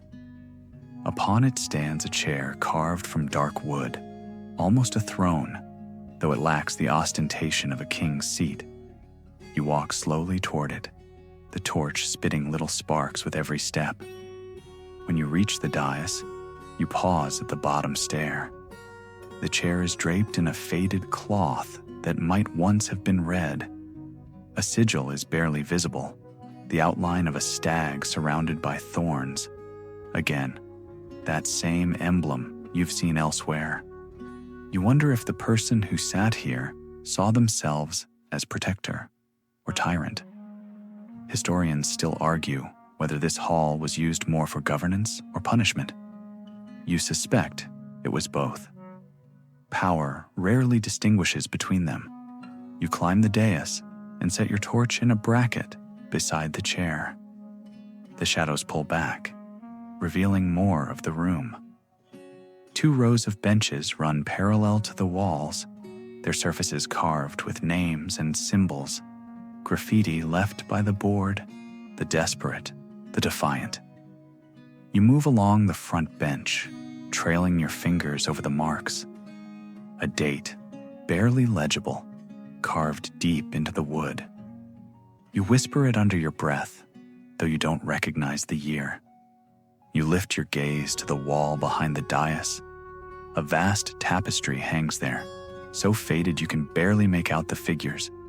Knights and courtiers, a stag with a crown of thorns, a woman in a flowing gown. You step closer, squinting at the weave. Her face is familiar. It's the woman from the Queen's chamber. You reach out, brushing the fabric with your fingertips. Dust billows, and for a heartbeat, the tapestry seems almost alive, writhing in the draft like something with lungs and memory. You step back, heart thudding. The hush deepens. It's then you notice something you'd missed. A small door set into the paneling behind the dais, nearly invisible in the gloom. You cross to it, testing the latch. It opens silently, revealing a narrow passage no wider than your shoulders. You hesitate, but curiosity is a stubborn thing. You duck inside. The air here is stale, tinged with something metallic. Your torchlight glances off walls so close you could touch both at once. The passage slopes downward. You follow it, counting steps to steady yourself. 27, 28. The walls change. Smooth plaster gives way to rough-hewn stone. A trickle of moisture seeps from the ceiling, cold against your knuckles when you brush past. At the bottom, the passage opens into a chamber you can't quite name. A place of preparation, perhaps, or of confession. A table stands in the center, draped with a cloth so filthy it's impossible to guess its original color. You lift a corner carefully, revealing rows of shallow bowls arranged in neat ranks. Some hold scraps of herbs turned to gray dust. Others contain dark stains you don't wish to identify. You let the cloth fall. Against the far wall, a rack of iron implements leans at an angle. Tongs, hooks, shears. Each is tagged with a little placard you can't read. You draw in a slow breath and turn away, unwilling to linger. As you pass the table, something catches your eye. A small leather-bound ledger, half hidden beneath the drape. You pull it free, feeling the brittle spine crack under your fingers. The pages within are covered in columns of names. Some have been crossed out, some underlined. Others bear no mark at all. You close the book, throat tight. Historians still argue whether these records were lists of the accused or the condemned. Maybe it makes no difference. You set the ledger back and step from the chamber. In the passage, the air feels marginally cleaner. You climb slowly, each step harder than you want to admit. At the top, you emerge behind the dais again. For a moment, you simply stand there, breathing. The hall waits in silence. You retrieve your torch and descend. Crossing to the benches, you pause to look up at the tapestry once more. The woman's face stares down, unreadable. You whisper an apology you can't define. Then you turn and walk away. Your boots sound loud in the hush, but no one stops you. The hall recedes behind you as you step into the corridor again, feeling like you've slipped free of something you didn't fully understand. But you know it isn't over. You keep moving, the torch your only anchor in the dark. You walk for what feels like hours, the corridors blurring into one endless passage. Stone, soot, shadows. Your torch grows shorter with every step, wax dripping down your fingers in thick beads. The heat should be comforting, but it isn't. It feels like the last fragile tether to the living world. Eventually, you reach a door set deeper into the wall than any before it. The wood is blackened with age, reinforced by iron bands etched with tiny symbols, wards, perhaps, or warnings. You stand with your palm resting against the cold surface, collecting your breath. Whatever lies beyond this door, you sense it will not be a place you can leave unchanged. You push it open.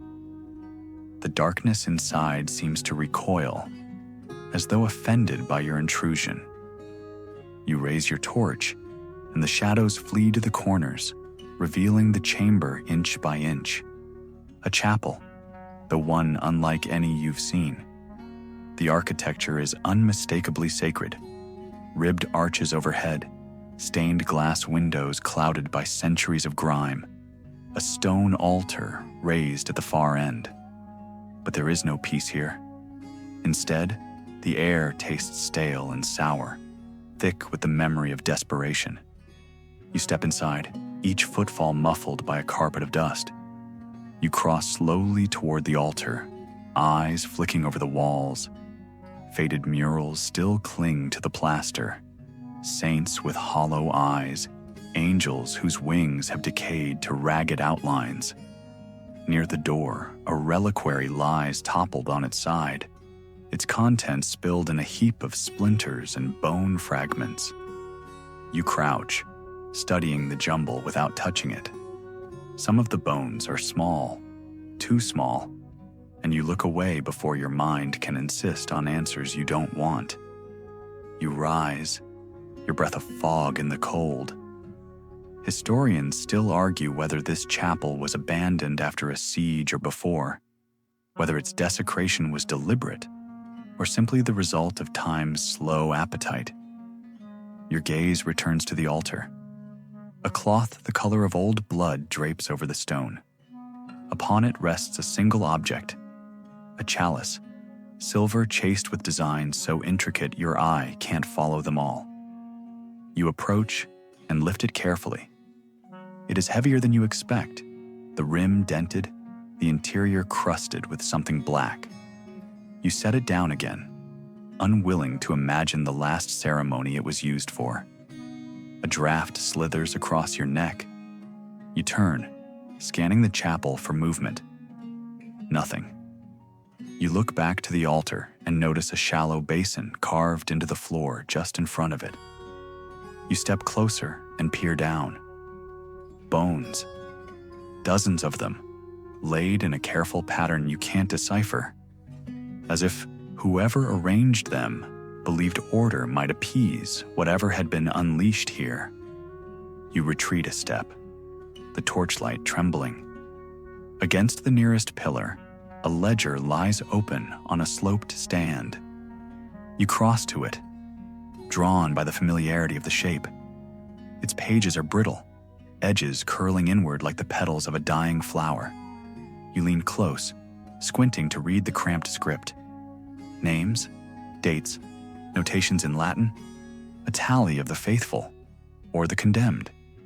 You trace one line with your fingertip.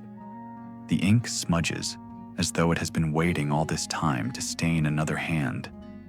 A sound interrupts your thoughts, a slow creak somewhere overhead. You tilt your head back, torch lifted. The choir loft. A narrow stair winds upward, the railing carved with delicate vines. You climb, boots scuffing the dust from each tread. At the top, the loft opens into a platform lined with benches. Cobwebs drape every surface, trembling in the draft you can't source. You cross to the railing and look down into the chapel below. From here, the altar seems smaller, the bones in the basin more like a mosaic than a grave. A movement catches your eye. In the far corner, the shadows thicken. For an instant, only an instant, you see the shape of a woman. She stands very still, head bowed, her hands clasped as though in prayer. Your breath stops. The figure does not look up. When you blink, she is gone. You grip the railing until your knuckles ache. Carefully, you descend the stair, each step an effort. Back on the chapel floor, you cross to the door without pausing to look again. As you pass the altar, you whisper an apology you're not sure you believe. The hush that answers feels like acceptance or dismissal. You step into the corridor, shutting the door behind you. And you do not look back. You stand in the passage, letting the cold of the door seep into your spine. For a long moment, you stay there, one palm flat against the ancient wood, breathing as if you've climbed a mountain instead of a staircase. When you finally push away, your hand leaves a print in the dust. You walk on. The corridor narrows again, ceiling pressing close enough that you feel its weight in your shoulders. Your torch, guttering in the stale air, becomes your only claim to existence. One flicker away from darkness complete. You reach a landing where the passage splits in two directions. One way slopes downward into a blackness so complete it could be the end of the world. The other rises, winding in a slow curve you can't see past. Instinct urges you up. Your boots scrape the steps as you climb, each tread warped by centuries of passage. About halfway up, you pause, sensing the walls change around you. The stone here is smoother, the mortar finer. Whoever built this part of the fortress cared about the impression it made. You reach the top and step into a hall that smells of old cloth and dying embers. The Great Solar. You know it without question. This was where the lords and ladies took refuge from cold and ceremony alike, a space that was private but not quite intimate. The room sprawls before you, wide as a ballroom but segmented by low partitions and faded curtains. You walk slowly along the nearest wall. A massive fireplace yawns open, its grate half buried under soot. Above the mantel, a carved panel shows a stag rearing over a row of symbols you can't decipher. Historians still argue whether this carving was meant as a crest or a warning. You leave it and drift toward the center of the room. Here, low tables stand amid tattered cushions, as though someone meant to return but never did. You pass a narrow divan draped in a moth-eaten blanket, its brocade pattern almost worn to memory. In the far corner, a screen has toppled, revealing shelves lined with scrolls and small boxes. You crouch, setting your torch in an iron sconce driven into the floor. One box lies open, its lid propped against the wall. Inside, small wooden tokens gleam. Gaming pieces, you think, though you don't recognize their design. You pick one up, turning it in your palm. The surface is warm, though your fingers are cold. You set it back carefully and rise. Your foot bumps a low table. A sheaf of papers skitters across the flagstones. You stoop to gather them. The writing is precise, though time has bleached the ink almost to invisibility. A record of expenses, or perhaps a list of grievances. Someone's account of how the world failed them, line by careful line. You replace the papers in a neat stack, though you doubt order will matter to whoever comes after you. A draft wafts across your face, bringing the scent of old flowers. You turn, searching for its source. Against the far wall, a tall cabinet stands ajar. You cross to it and peer inside. Cloth, layer upon layer of folded garments, some little more than rags. Near the top, a cloak of deep green, its hem embroidered in silver thread. You tug it free and shake it out, watching dust billow in soft clouds. You imagine the woman who once wore it, walking these same halls, certain her footsteps would echo forever. You drape the cloak over your arm and step back. A glint catches your eye. In the cabinet's base, something metallic gleams. You kneel and pull it free. A circlet, finer than the one you saw in the Queen's chamber. This is no ornament. It is a coronet, unmistakable in its authority. You hold it up to the torchlight. Silver filigree winds in delicate knots, set with stones the color of a bruised sky. You set it carefully atop the folded garments and close the cabinet door. Some symbols are too heavy to carry. You retrieve your torch and cross to the tall window on the western wall. The shutters stand open just enough to admit a blade of moonlight, bright and cold. You lean into it, eyes closed. For the first time in hours, you let yourself believe you might find your way out. A hush settles across the solar, deeper than before. When you open your eyes, the room seems unchanged. But in the darkness beyond the window, you think you glimpse movement. Something pacing along the outer wall, just beyond the reach of light. You don't look closer. Instead, you cross to the far archway, feeling every step. Whatever waits beyond, you will meet it. Because to stop here, to sit among these relics and believe this is all that's left, would be the same as surrender. And you are not ready to surrender. You raise your torch high, step beneath the arch, and vanish into the next corridor. The corridor swallows you in a hush, so complete it feels like you've slipped underwater. Your torch crackles in protest, each footstep sending echoes ahead that never quite return. You pause, one hand pressed flat to the cold wall, and force yourself to breathe slowly. This part of the fortress is older. You feel it in the slope of the floor, in the way the stones seem to lean toward you, as though eager to confide all they've seen. You walk on. The passage widens at last into a vault-shaped chamber. For a moment, you can't tell what you're looking at. Rows of low shapes rise from the floor in uneven ranks, draped in canvas. You step closer, lifting your torch. Beds, dozens of them. The infirmary. The word drifts through your mind with a chill you can't shake. You cross to the nearest cot, the canvas pulled tight over a shape that suggests someone never rose to leave. You don't touch it. Instead, you move along the central aisle. Each bed bears some sign of its occupant: a bundle of cloth, a small wooden token, a carved charm strung from the bed frame.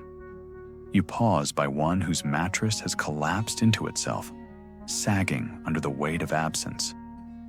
Historians still argue whether this infirmary was meant to heal or simply contain. Disease was as potent a siege weapon as any trebuchet. Perhaps they closed the door one day and never opened it again. Your torch dims as though in sympathy. You cross to a table against the far wall where jars stand in neat rows. You lift one, its label cracked beyond reading, and peer inside. Dried petals, nearly colorless. You set it back, unwilling to guess their purpose. Beside it, a basin holds the remnants of a poultice turned to dust. The smell rises, bitter and faintly metallic. You turn away. Along the rear wall, a row of cabinets stands ajar. Inside, bandages lie folded in precise stacks. Some are marked with brown stains that never washed clean. A shallow bowl holds needles, their points still bright. You pick one up, weighing it carefully. Then you lay it back in its nest of linen. A narrow doorway gapes in the far corner, half hidden behind a curtain of moth-eaten cloth. You cross to it, pulling the fabric aside. The room beyond is smaller, windowless, lined with shelves that once held supplies. Now the shelves stand bare, save for a single ledger left open on a high desk. You approach, the hush deepening. The entries are written in a tight hand. Dates, symptoms, names. You trace one line, feeling the indentation of each letter. One column repeats over and over, confined. Your pulse stutters. You close the book gently. When you turn back to the doorway, your torch flares, as though stirred by an unseen draft. The curtain shifts against your shoulder. You step into the main infirmary again. In the stillness, you hear something, softer than breathing, yet undeniable. A rustle. You hold your ground. Slowly, deliberately, you move down the aisle. Your torch picks out each bed in turn, every shape unmoving. You stop near the end, breath held tight in your chest. The last bed is empty.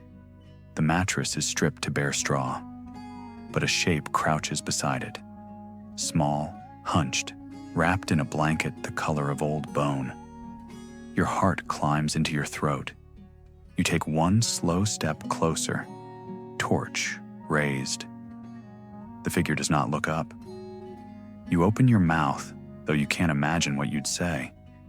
Before you can speak, the shape shifts, and the blanket slides away to reveal only a bundle of cloth, arranged just so. You exhale in a ragged rush, knees weak with the relief you don't entirely trust.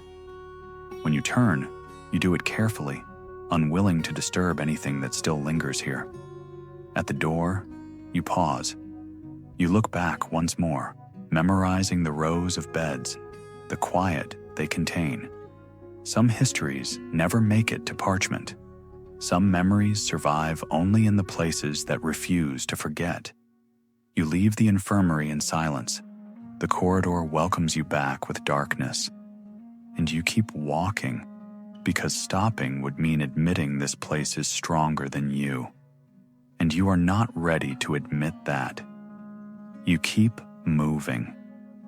The corridor narrows, the walls squeezing in so close you must turn your shoulders to pass. Your torch hisses with each breath you draw, and every step sounds like it might be the one that breaks the hush. When the passage finally widens again, you nearly stumble. The floor dips and flattens into a space that feels different. The air is heavier here, thicker, as though it has been trapped too long to remember how to move. You lift your torch. A crypt. The word forms in your mind with the finality of a closing door.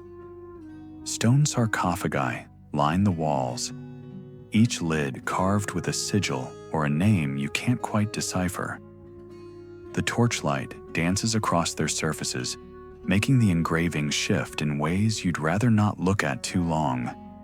You step forward. The nearest tomb bears the outline of a sword and crown. You brush your fingers over the carving, feeling the cold bite of the chisel's marks.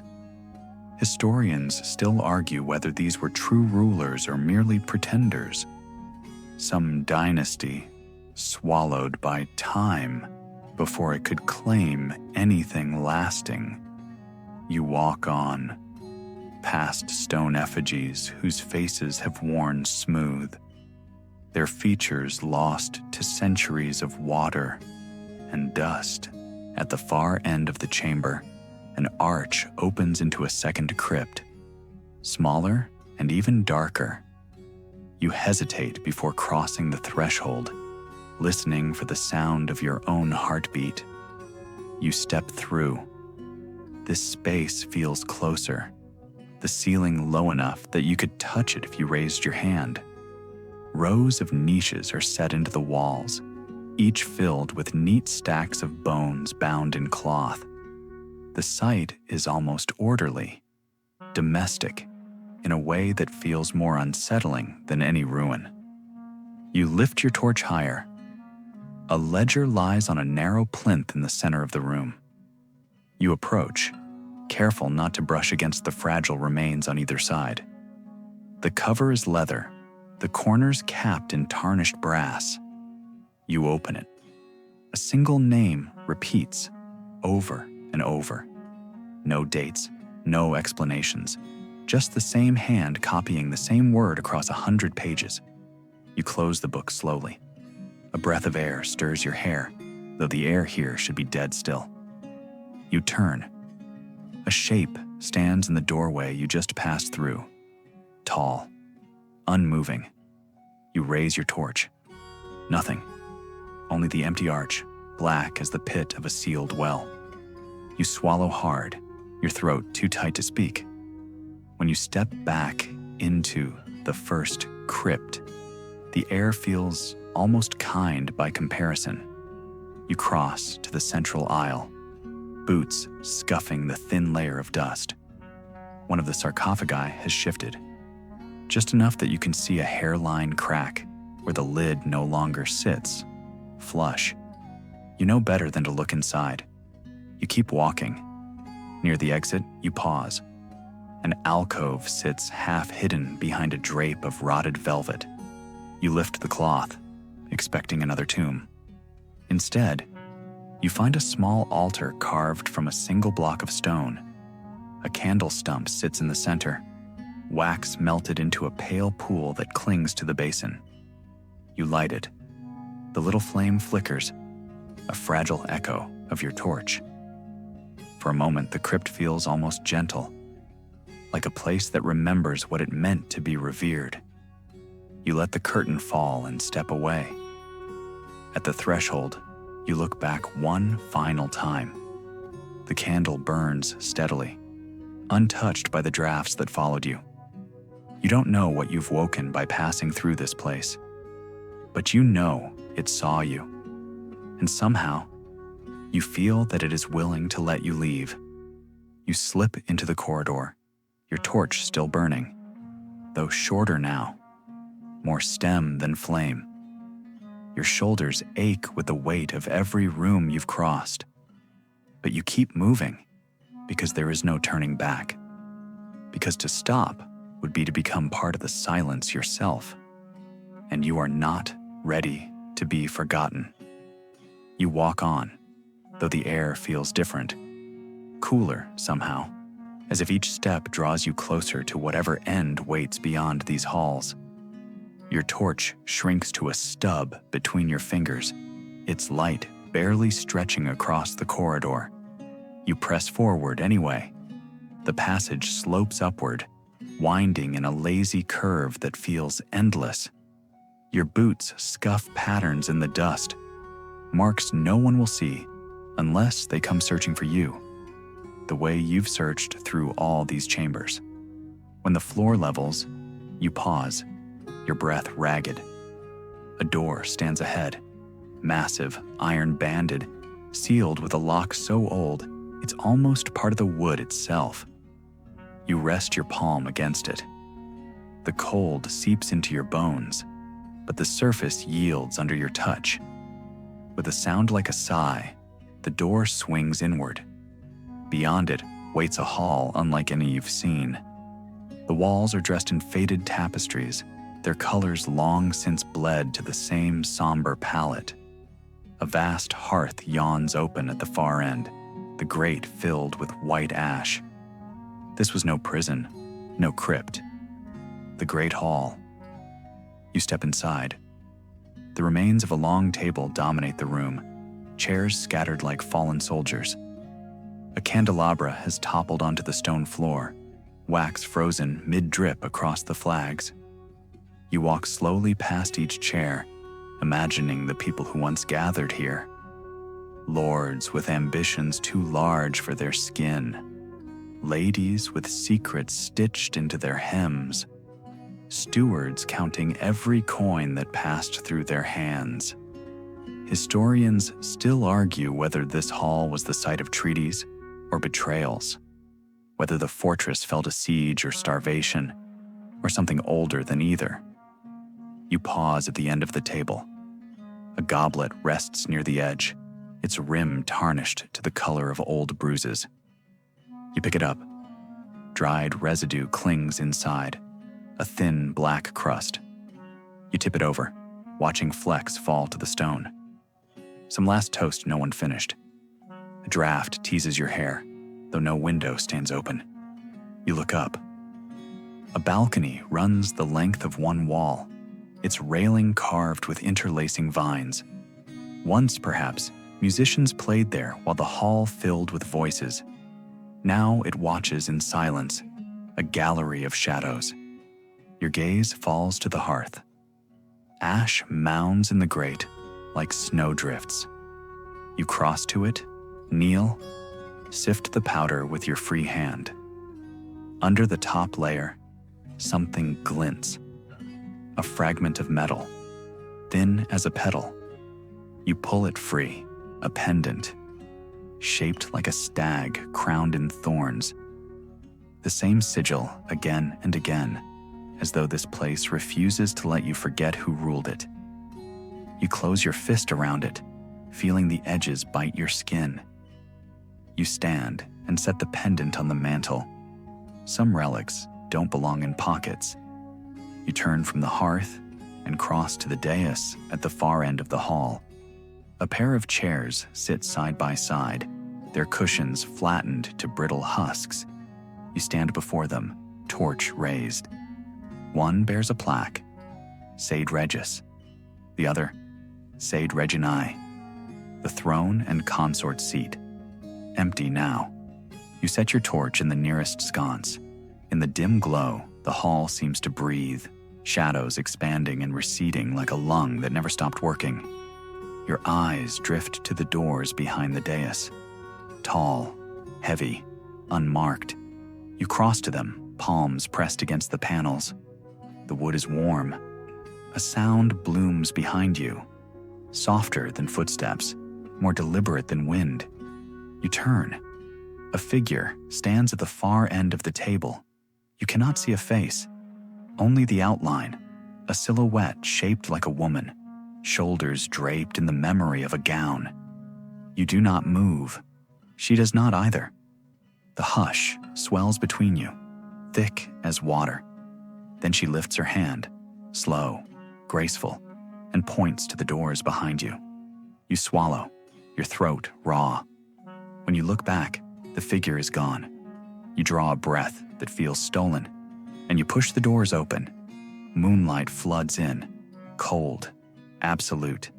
You stand in the threshold, the night reaching for you. Behind, the hall waits, silent, patient.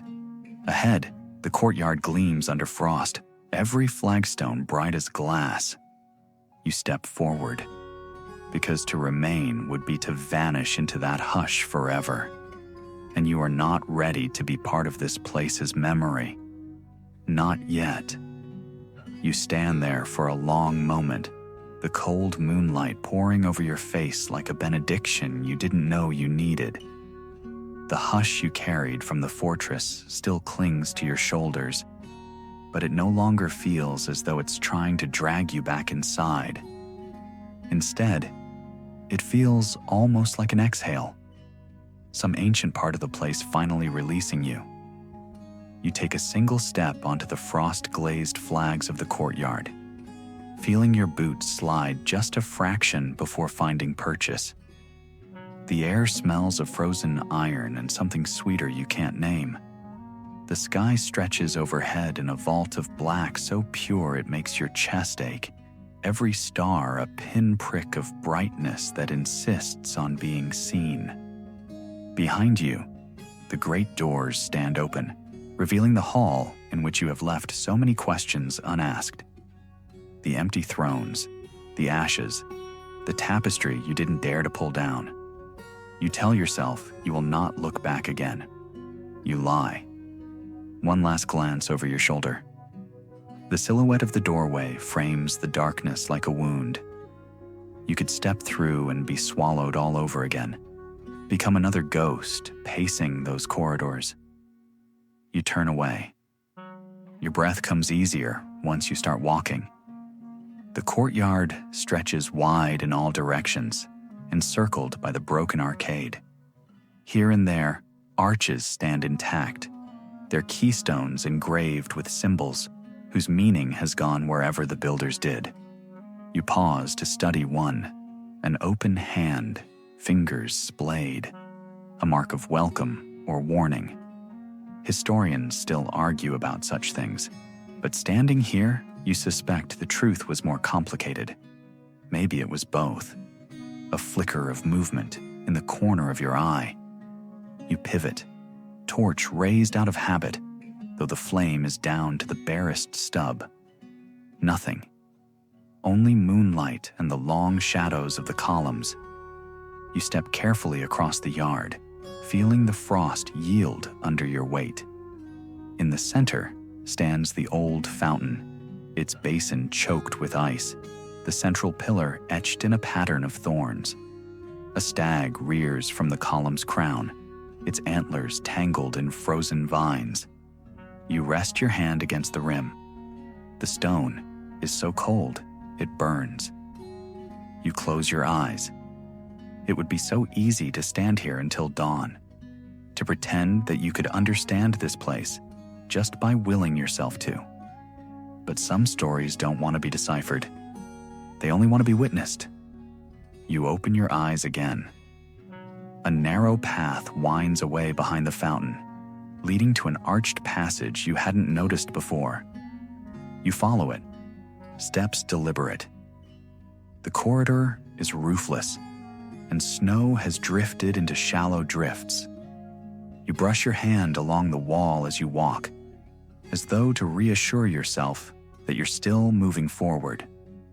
About halfway along, you find another set of footprints, smaller than yours, pressed crisply into the snow. They lead ahead, unbroken. You crouch, studying them. The frost has only just begun to soften the edges. Someone else came this way not long ago. You stand, your heartbeat too loud in your ears. You keep walking. At the corridor's end, a wide arch opens into a chamber that has half collapsed into ruin. 3 walls remain. The 4th reduced to rubble that spills down the hillside beyond. Moonlight spills through the gap in a great silver sheet, catching the frost until the whole space glitters like a hoard of diamonds. You step to the threshold and pause. A breeze drifts in, stirring the loose stones. You draw a breath that tastes of snow and something older. Something that makes you think of iron keys and voices speaking words you were never meant to hear. Your torch flutters and dies. The darkness comes all at once.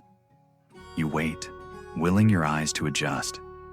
Gradually, the outlines emerge. Floor, walls, the open sky beyond. You take a step forward, then another. At the chamber's edge, you rest your palm against the broken wall and look down. The valley stretches below, white and silent. A road winds through it, almost invisible under the drifts. You realize you could follow it, that you must. You look back one last time.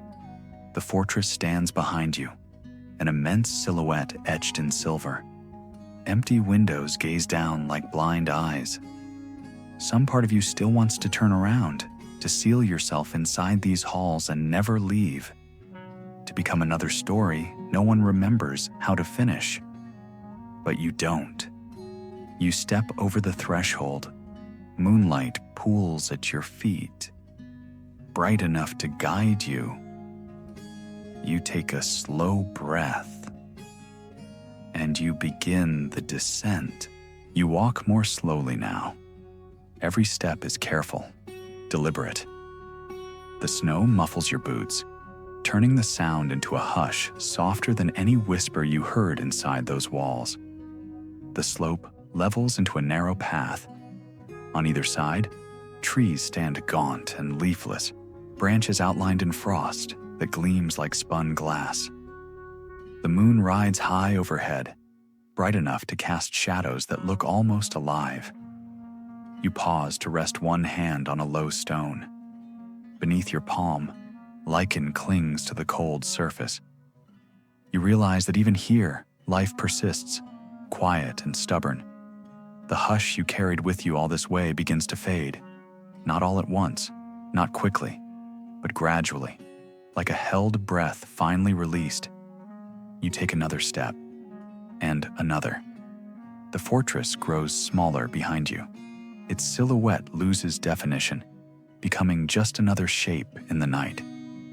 You feel its memory slipping into your bones, a weight that is heavy, but no longer crushing. When you look up, you see the stars unbroken by towers or parapets. The sky stretches wide and clear, the kind of darkness that feels less like an ending and more like a promise. You walk on. Your breath drifts in slow clouds. Each exhale leaves a little of that place behind. Its silence, its shadows, its secrets. Ahead, the road bends into a stand of trees. You pause at the edge, watching the wind stir the branches until the frost sifts down in glimmering flurries. It feels like a benediction. You step beneath the trees. The hush becomes something gentler, no longer the hush of fear or confinement, but the quiet of a world that has nothing left to demand of you. For a while, you simply walk, feeling how your heartbeat steadies in your chest. You have come farther than you thought possible. You have seen more than you meant to. And you have left your own mark. Footprints in frost. The memory of a torch's glow on ancient walls. When you reach the edge of the woods, you look back one final time. The fortress is gone from sight. You feel the last of its gravity slip away. And you understand, perhaps for the first time, that you are free. Free to go wherever the road leads. Free to remember or to let go. The darkness behind you is only darkness now. Nothing waits in it to reclaim you. And in that knowledge, you feel something uncoil in your chest, lighter than you believed it could be. You take one last breath of the cold night air, and you keep walking.